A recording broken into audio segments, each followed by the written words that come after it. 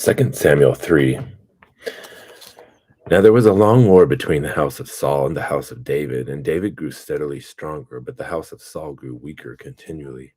Sons were born to David at Hebron. His firstborn was Amnon by Ahinoam the Jezreelitess, and his second Chileab by Abigail, the widow of Nabal the Carmelite, and the third Absalom the son of Maacah, the daughter of Talmai, king of Geshur, and the fourth Adonijah, the son of Haggith, and the fifth Shephatiah, the son of Apatal, and the sixth Ithream by David's wife Elga. These were born to David at Hebron. And it came about while there was war between the house of Saul and the house of David that Abner was making himself strong in the house of Saul. Now Saul had a concubine whose name was Rizpah, the daughter of Aiah. And Ishbosheth said to Abner, "Why have you gone into my father's concubine?" Then Abner was very angry over the words of Ishbosheth and said, "Am I a dog's head that belongs to Judah? Today I show kindness to the house of Saul your father, to his brothers and to his friends, and have not delivered you into the hands of David. And yet today you charge me with a guilt concerning the woman. May God do so to Abner, and more also, if, as the Lord has sworn to David, I do not accomplish this for him, to transfer the kingdom from the house of Saul and to establish the throne of David over Israel and over Judah, from Dan even to Beersheba." And he could no longer answer Abner a word because he was afraid of him. Then Abner sent messengers to David in his place saying, Whose is the land?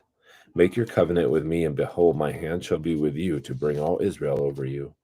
And he said, Good, I will make a covenant with you.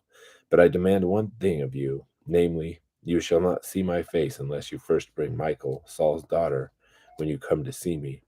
So David sent messengers to Ishbosheth, Saul's son, saying, Give me my wife Michal, to whom I was betrothed for 100 foreskins of the Philistines.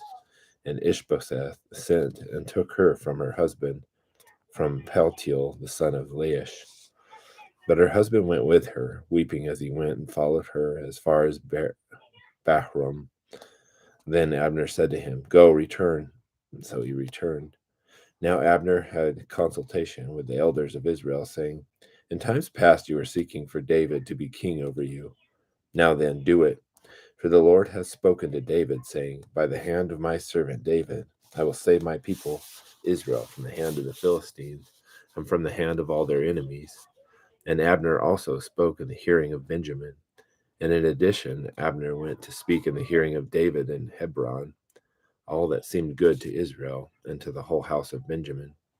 Then Abner and 20 men with him came to David at Hebron. And David made a feast for Abner and the men who were with him. And Abner said to David, Let me arise and go, gather all Israel to my lord the king, that they may make a covenant with you, and that you may be king over all that your soul desires. So David sent Abner away, and he went in peace. And behold, the servants of David and Joab came from a raid, and brought much spoil with them. But Abner was not with David in Hebron, for he had sent him away, and he had gone in peace. When Joab and all the army that was with him arrived, they told Joab, saying, Abner, the son of Ner, came to the king, and he has sent him away, and he has gone in peace. Then Joab came to the king and said, What have you done? Behold, Abner came to you. Why then have you sent him away, and he is already gone? You know Abner, the son of Ner, that he came to deceive you, and to learn of your going and coming in, and to find out all that you are doing. When Joab came out from David, he sent messengers after Abner, and they brought him back from the well of Sirah, but David did not know it. So when Abner returned to Hebron, Joab took him aside into the middle of the gate to speak with him privately. And there he struck him in the belly, so that he died on account of the blood of Asahel, his brother. And afterward, when David heard it, he said, I and my kingdom are innocent before the Lord forever of the blood of Abner, the son of Ner. May it fall on the head of Joab and on all of his father's house, and may there not fail from the house of Joab one who has a discharge, or who is a leper, or who takes hold of a distaff, or who falls by the sword, or who lacks bread. So Joab and Abishai, his brother, killed Abner, because he had put their brother Asahel to death in the battle at Gibeon. Then David said to Joab and to all the people who were with him, "Tear your clothes and gird on sackcloth, and lament before Abner." And King David walked behind the bier. Thus they buried Abner in Hebron, and the king lifted up his voice and wept at the grave of Abner, and all the people wept. And the king chanted a lament for Abner and said, "Should Abner die as a fool dies? Your hands were not bound, nor your feet put in fetters. As one falls before the wicked, you have fallen." And all the people wept again over him.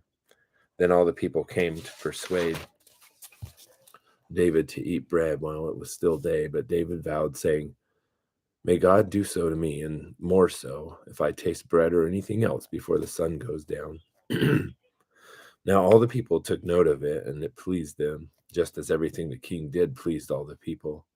So all the people and all Israel understood that day that it had not been the will of the king to put Abner the son of Ner to death. Then the king said to his servants, "Do you not know that a prince and a great man has fallen this day in Israel? And I am weak today, though anointed king, and these men, the sons of Zeruiah, are too difficult for me. May the Lord repay the evildoer according to his will."